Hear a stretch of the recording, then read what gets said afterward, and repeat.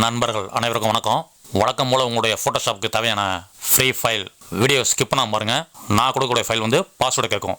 வீடியோவில் பாஸ்வேர்டு பார்த்தீங்கன்னா 3 இடத்துல டிஸ்பிளே ஆகும். வீடியோ ஸ்கிப் பண்ணாமல் பாருங்கள். அப்போ தான் நீங்கள் பாஸ்வேர்டு நோட் பண்ண முடியும். ஓகே, இப்போ நம்ம வீடியோவில் போவோம்.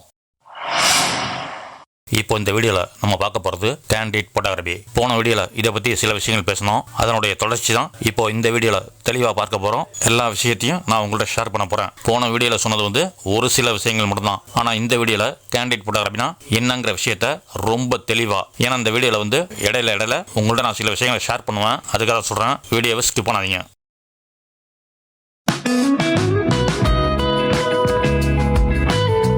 போன வீடியோவில் இந்த படத்தை நான் உங்கள்கிட்ட காமிச்சேன். இதை பற்றின சில விஷயங்கள்லாம் நான் உங்கள்கிட்ட கேட்டேன். போன வீடியோவை பார்க்காதவங்க, அதாவது இதுக்கு முன்னால் போட்ட வீடியோ, அந்த வீடியோக்கான லிங்க் டிஸ்கிரிப்ஷனில் லிங்க் தரேன். அந்த வீடியோவை பார்த்துட்டு இந்த வீடியோவை பாருங்கள். இது கேண்டிட் ஃபோட்டோகிராஃபிக்கான பார்ட் 2. நீங்கள் அதை பார்க்காம இதை பார்த்தீங்கன்னா சில விஷயங்கள் புரியாது. ஏன்னா நான் போன வீடியோவில் சொன்ன ஒரு சில விஷயங்களை இந்த வீடியோவில் நான் சொல்லாமல் கூட போவேன். அப்போ உங்களுக்கு இந்த வீடியோ பார்க்கும் போது உங்களுக்கு ஒரு சரியான புரிதல் கூட இல்லாமல் போகும். அதுக்காக தான் சொல்கிறேன், போன வீடியோவை பார்க்காதவங்க அந்த வீடியோவை பார்த்துட்டு அதுக்கப்புறமா இந்த வீடியோவை பாருங்க. சரி, இப்போ நம்ம கேண்டிட் ஃபோட்டோகிராஃபினா என்ன, இப்போ நம்ம ஒவ்வொன்றா பார்க்கலாம்.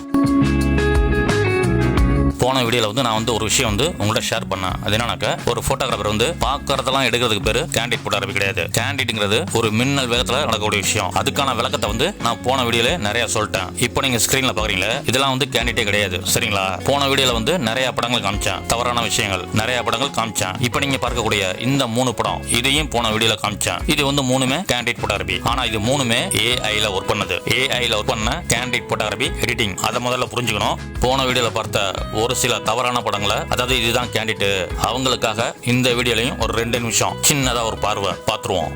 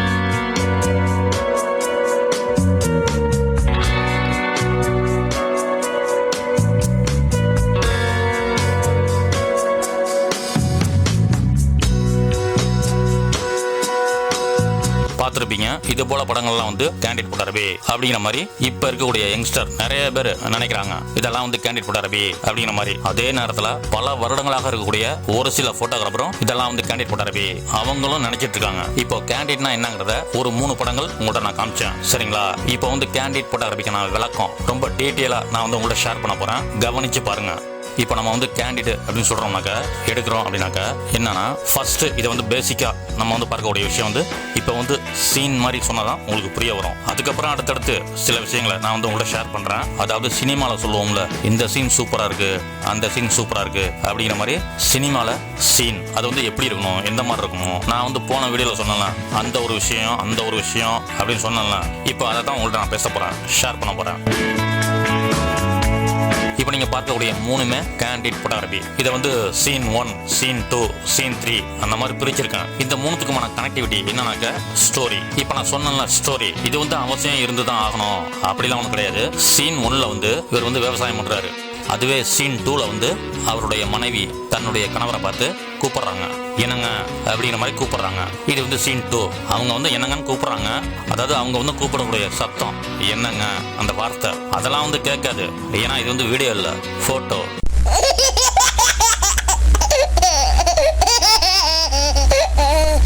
நம்ம பார்க்கறது வந்து போட்டோ. அவங்க வந்து கூப்பிடுறாங்க என்னங்க. சீன் 3ல வந்து அவருடைய மனைவி வந்து கூப்பிட்டாங்களே, அதனால அவர் என்ன பண்றாரு, தன்னுடைய மனைவியை பார்க்கறாரு. அப்படி பார்க்கும்போது, அதாவது தன்னுடைய மனைவியை பார்க்கும்போது கிடைக்கக்கூடிய ஒரு சந்தோஷம், தன்னுடைய மனசுக்குள்ள இருக்கக்கூடிய சந்தோஷத்தை வெளிப்படுத்தக்கூடியது அவருடைய முகம் தான். அதாவது முகத்துல இருக்கக்கூடிய எக்ஸ்பிரஷன், சரிங்களா? அதை வந்து ஒரு போட்டோகிராஃபர் வந்து காட்சிப்படுத்தக்கூடிய விதம், அதைத்தான் நான் சொன்ன சீன். ஏன்னா அவருடைய மனசுல இருக்கக்கூடிய அந்த சந்தோஷம், அந்த விவசாயி மனசுல இருக்கக்கூடிய அந்த ஒரு சந்தோஷம் அந்த முகத்துல வந்து தெரியுது, எக்ஸ்பிரஷன். இதைத்தான் போன வீடியோல சொன்னேன். இது வந்து மின்னல் வேகத்துல நடக்கக்கூடிய விஷயம். இப்போ புரிஞ்சிருக்குன்னு நினைக்கிறேன். அதாவது போன வீடியோ பார்த்தவங்களுக்கு இப்போ வந்து இந்த 3 படத்துக்குமான ஸ்டோரி வந்து கிளியர். இதை வந்து என்னால் அடுத்தடுத்து வெவ்வேறு மாதிரி என்னால் கொண்டு போக முடியும்.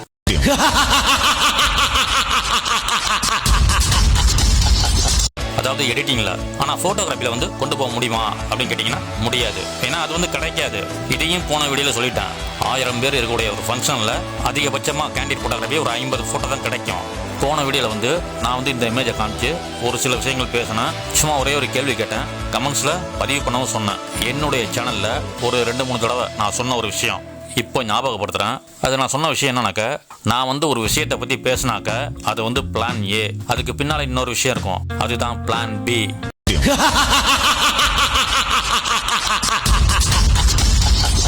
வீடியோ ஸ்கிப் பண்ணாதீங்க, ஸ்கிப் பண்ணாம பாருங்க. இன்னும் அடுத்தடுத்து தரமான சம்பவங்கள்லாம் வரும். அதுக்காக சொல்றேன், வீடியோ ஸ்கிப் பண்ணாதீங்க, ஸ்கிப் பண்ணாம பாருங்க.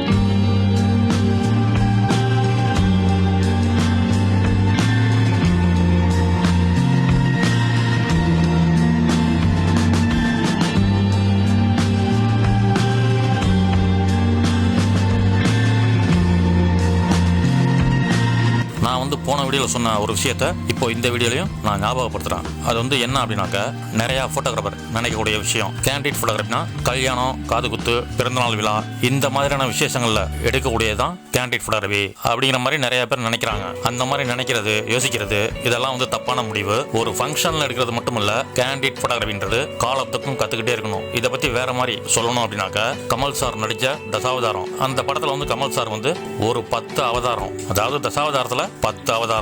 ஆனா கேண்டிட்ங்கிறது அப்படி இல்ல, பல அவதாரம். இது வந்து காலத்துக்கும் கத்துக்கிட்டே இருக்கணும். இப்போ நான் சொன்னேன்ல பல அவதாரம்னு, இப்போ எடுத்துக்காட்டுக்கு ஒரு 3 விதமான கேண்டிட், அதாவது ஏஐல எடிட் பண்ணுது. இப்போ உங்களுக்கு காட்டுறேன், பார்க்கலாங்களா?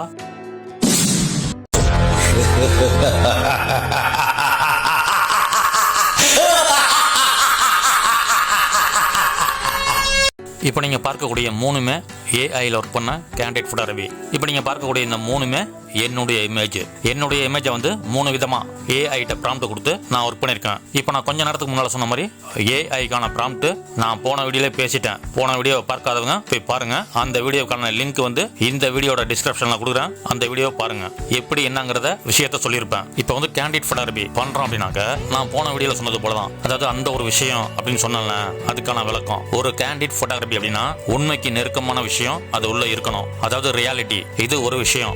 இன்னொன்னு, நீங்க வந்து கேப்சர் பண்ணக்கூடிய இமேஜ் ஒரு ப்ரொஃபஷனலுக்கான அவுட்புட் இருக்கணும். இதை வந்து நான் ஏன் சொல்றேன் அப்படின்னாக்க, அதுல இருக்கக்கூடிய ரியாலிட்டியை டிஸ்டர்ப் பண்ற மாதிரி எதுவுமே இருக்கக்கூடாது. இப்போ நீங்க பார்க்கக்கூடிய இந்த 3 கேண்டிட், இந்த இடத்துல எனக்கு பக்கத்துல ஒரு லேடி இருக்காங்க.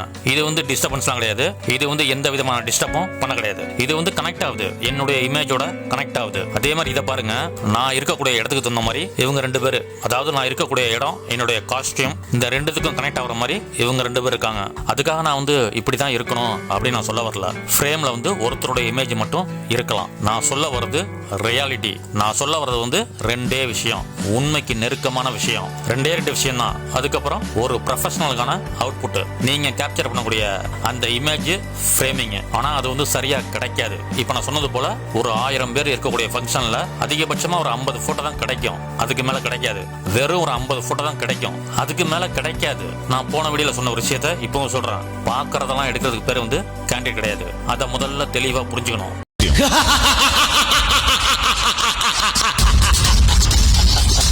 இப்போ நான் வந்து கிடைக்காதுன்னு சொல்றேன். ஏன்னா இது வந்து மின்னல் வேகத்துல நடக்கக்கூடிய ஒரு விஷயம், சரிங்களா? இதை வந்து வேற மாதிரி சொல்லணும் அப்படின்னாக்க, இப்போ வந்து மட்டன் சாப்பிடணும் அப்படின்னாக்க, கடைக்கு போய் 1 கிலோ மட்டன் வாங்கி சாப்பிடலாம், சமைச்சு சாப்பிடலாம். சிக்கன் வேணும் அப்படின்னாக்க 1 கிலோ வாங்கி சமைச்சு சாப்பிடலாம். ஆனா ஒரு சில பேர் இந்த உடும்பு கறி இருக்குல்ல, உடும்பு கறி சாப்பிடணும்னு அலைவாங்க.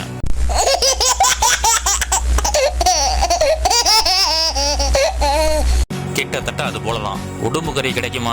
கிடைக்காது. ஏன்னா அது கிடைக்கிறது ரொம்ப ரேரு.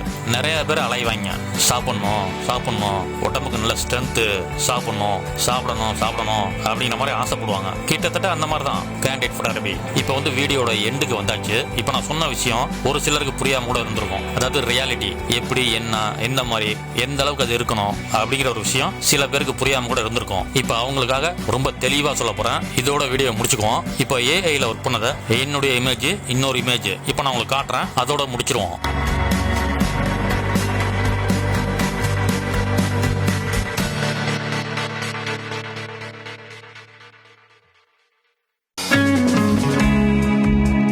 இப்போ நீங்க பார்க்கக்கூடிய இந்த 2மே என்னுடைய இமேஜ் தான். வீடியோட எண்டுக்கு வந்துட்டோம். இப்போ நான் சொல்ல போறது தான் ரொம்ப ரொம்ப முக்கியமான விஷயம். நல்லா கவனிச்சு பார்க்கணும், கவனிச்சு பாருங்க. கவனிச்சு பார்த்தா தான் நான் சொல்லக்கூடிய விஷயம் புரியும், உங்களுக்கு கனெக்ட் ஆகும், சரிங்களா? இப்போ இந்த சிரிப்பு இருக்குல்ல, இந்த சிரிப்புல வந்து உண்மை இல்ல, நல்லா புரிஞ்சுக்கணும். இப்போ இந்த சிரிப்புல உண்மை இல்ல, இது வந்து ஒரு பொய்யான சிரிப்பு. அதாவது பொய்யான சிரிப்பு அப்படின்னாக்க, இது வந்து நானா சிரிக்கிறேன், நல்லா புரிஞ்சுக்கணும். இது வந்து நானா சிரிக்கிறேன். இப்போ பக்கத்துல இருக்குல்ல, இது வந்து ஏஐல ஒர்க் பண்ணது, சரிங்களா?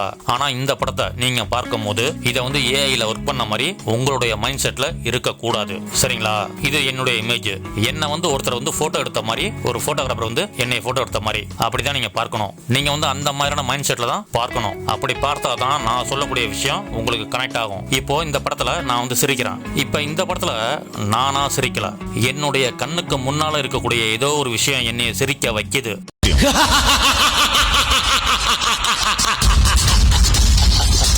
அதனால இந்த சிரிப்புல ரியாலிட்டி இருக்கு. இப்போ இந்த ஃப்ரேம்ல வந்து நான் மட்டும்தான் இருக்கேன். ஒரு ஃப்ரேம்ல வந்து கூடுதலா இன்னொரு இமேஜ் இருந்துதான் ஆகணும் அப்படிங்கிற அவசியம்லாம் கிடையாது. அதுக்காக தான் இந்த கேண்டிடேட். ஆனா இதுக்கு முன்னால பார்த்த கேண்டிடேட் கூட இருக்கக்கூடிய ஆட்கள் என்னோட கனெக்ட் ஆனாங்க. அதுக்காக தான் சொன்னேன், கேண்டிடேட்ங்கிறது பல அவதாரம், காலத்துக்கும் கத்துக்கிட்டே இருக்கணும். இப்போ புரிஞ்சிருக்கும் கேண்டிடேட் போட்டோகிராஃபினா என்னன்னு.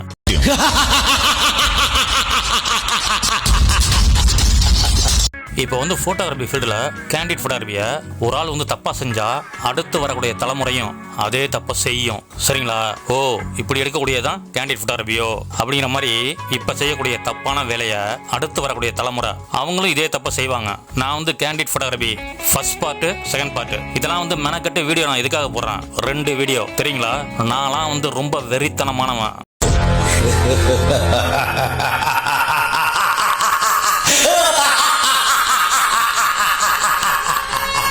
அதை வந்து என்னுடைய சேனல்ல எந்த வீடியோலையும் நான் வந்து வெளிப்படுத்தினதே கிடையாது. அதை வெளிப்படுத்தணும் அப்படின்னாக்க நிறைய விஷயங்கள் இருக்கு. அந்த அளவுக்கு நிறைய பேசலாம். ஒரு உண்மையை சொல்லணும் அப்படின்னாக்க இந்த சிற்ப கலை இருக்குல்ல, அந்த ஃபீல்டு உள்ள போகணும் அப்படிங்கிற ஆசை தான் சின்ன வயசுல இருந்தே உண்டு. அதாவது ஒரு சிற்பியா போகணும், இவர் வந்து ஒரு சிற்பி, அந்த மாதிரி நம்மளை சொல்லணும் அப்படிங்கிற மாதிரி சின்ன வயசுலயே நான் யோசிச்சவன். அப்படிப்பட்ட நான் இந்த ஃபீல்டு உள்ள இருக்கேன் அப்படின்னாக்க இதை நான் எப்படி பார்ப்பேன்? அதுக்காக தான் சொல்றேன், கலை அப்படிங்கிற ஒரு விஷயம் தப்பா ஆயிடக்கூடாது. இன்னைக்கு நீங்க தப்பு செஞ்சா அதே தப்ப அடுத்த தலைமுறையும் செய்யும். அதே போல யூடியூப்ல பாத்தீங்கன்னா ஒரு சில யூடியூபர்லாம், அதாவது அவங்களுக்கே ஒரு புரிதல் இல்லாம தப்பா சொல்றாங்க. நம்ம துறைக்கு புதுசா வரக்கூடியவங்க அதை பார்த்தாங்கன்னா அந்த தப்பை வந்து அவங்களும் செய்வாங்க. நான் வந்து எல்லா வீடியோவும் சொல்ல வரல.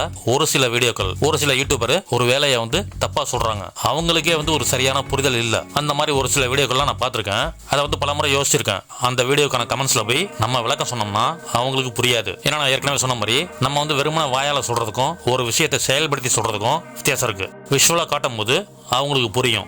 இந்த மாதிரி விஷயங்களை தடுக்கணும் அப்படின்னாக்க அவங்க பண்ணக்கூடிய தவறுகள் அதை வந்து 4 பேருடைய பார்வைக்கு தெரியக்கூடிய வகையில, அதை வந்து சுட்டி காட்டக்கூடிய வகையில பலருடைய பார்வைக்கு இந்த வேலை வந்து தவறு, இந்த வேலையை செய்யாதீங்க, இதை வந்து அந்த யூடியூபரும் தெரிஞ்சுக்கணும், மற்றவங்களும் தெரிஞ்சுக்கணும். அதை வந்து என்னுடைய சேனல்ல எப்படி சொல்லலாம், எந்த மாதிரி சொல்லலாம் அப்படிங்கிற மாதிரி நான் யோசிச்சிருக்கேன். இனிமே வந்து ஸ்கிரீன்ஷாட் எடுத்தாதான் சரிபட்டு வரும். இது மாதிரி தவறான விஷயங்களை தடுக்கக்கூடிய ஒரே வழி அதுதான். அப்படி செஞ்சாதான் சரிபட்டு வரும்.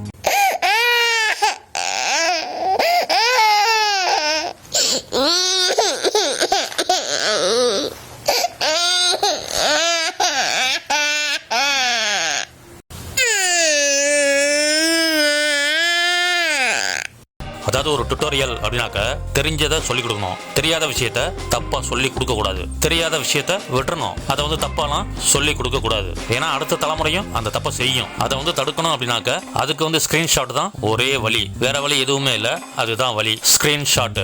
அப்பதான் வந்து யூடியூபர்லாம் வந்து மாறுவாங்க, யோசிப்பாங்க, ஆழமா சிந்திப்பாங்க. நம்ம வந்து ஒரு டுட்டோரியல் போடுறோம் அப்படின்னாக்க கவனிச்சு செய்யணும், நல்ல விதமா செஞ்சு நல்ல விதமா சொல்லணும் அப்படிங்கிற மாதிரி ஆழமா யோசிப்பாங்க. கண்டிப்பா யூடியூபர்லாம் மாறுவாங்க. ரஜினி சார் நடிச்ச எந்திரன் படம் பார்த்துருப்பீங்க.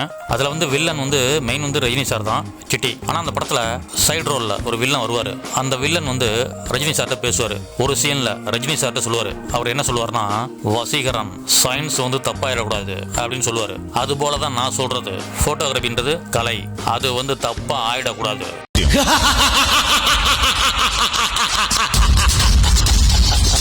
அதனால முடிஞ்ச வரைக்கும் அடுத்த தலைமுறையெல்லாம் சரியான வழியில போகணும். இந்த மாதிரி விஷயங்களை வந்து அவங்க வந்து பார்க்கணும். அவங்களோட பார்வைக்கு கொண்டு போறது என்னோட கையில இல்ல. என்னால வீடியோ போட முடியும், விளக்கம் கொடுக்க முடியும், அவ்வளவுதான். எல்லாருடைய பார்வைக்கும் கொண்டு போய் சேர்க்கறது அது உங்களுடைய கையில தான் இருக்கு. நீங்க வந்து அவங்களுக்கு வந்து ஒரு நல்ல வழிகாட்டியா இருக்கணும் அப்படிங்கிற மாதிரி நினைச்சா இந்த வீடியோ ஷேர் பண்ணுங்க.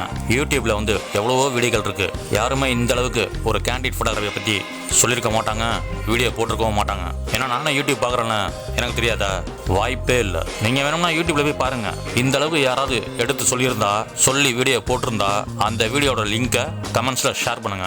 இன்னைக்கு வந்து நிறைய போட்டோகிராஃபருடைய பார்வை எப்படி இருக்கு அப்படிங்கிறது எனக்கு நல்லாவே தெரியும். அதாவது அவங்களுடைய பார்வை camera lens light, camera lens light, இதுதான் அவங்களுக்கான பார்வை, இன்னைக்கு இருக்கக்கூடிய போட்டோகிராஃபருடைய பார்வை. ஆனா இதெல்லாம் தாண்டி ரொம்ப முக்கியமான ஒரு விஷயம் இருக்கு. அது வந்து என்னன்னு கேக்குறீங்களா?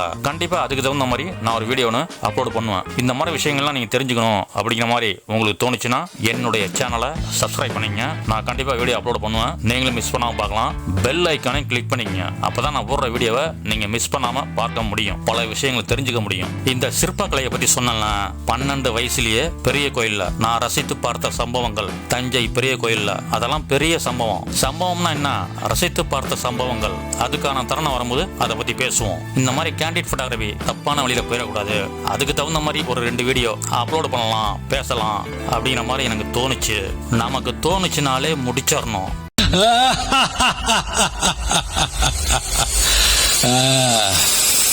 முடிச்சிடலாமா?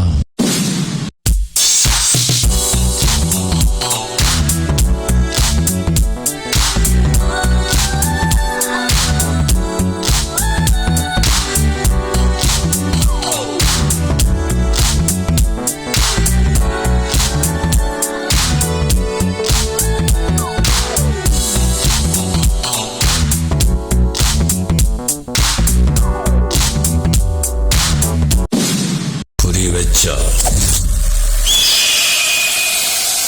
எரை விழணும்.